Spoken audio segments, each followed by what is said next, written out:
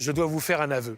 En 2014, j'ai vraiment cru à cette fable des Spitzenkandidaten, les candidats tête de liste. Vous savez, cette grande victoire de la démocratie européenne.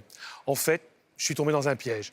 Il s'agit en fait d'une victoire de la partitocratie et surtout d'un parti, les chrétiens démocrates allemands de la CDU-CSU, qui se sont ainsi assurés un contrôle total de la Commission. Je m'explique. Jusqu'en 2014, le président de la Commission était choisi par les seuls chefs d'État et de gouvernement. Ce n'était pas joli du point de vue de la transparence démocratique.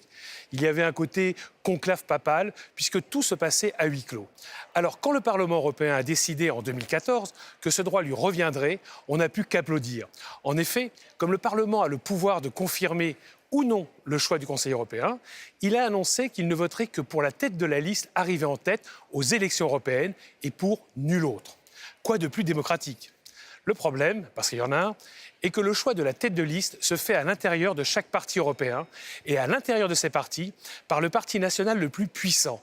Et c'est ballot, tant chez les conservateurs du PPE que chez les socialistes, ce sont les Allemands et leurs affidés qui ont le contrôle quasi total de l'appareil. Pire, comme l'Europe vote massivement à droite, la tête de liste du PPE, donc choisie par la CDU, est quasi assurée de devenir président de la Commission. Résultat des courses, le système des têtes de liste donne en fait le pouvoir à quelques politiciens inconnus, infiniment moins légitimes que le Conseil européen des chefs d'État et de gouvernement. Les choses auraient pu être différentes si la liste transnationale proposée par Emmanuel Macron avait vu le jour, puisque tous les Européens auraient pu voter pour le candidat de leur choix et celui arrivé en tête aurait été président de la Commission. Mais devinez quoi? Le PPE a voté contre. Étonnant, non?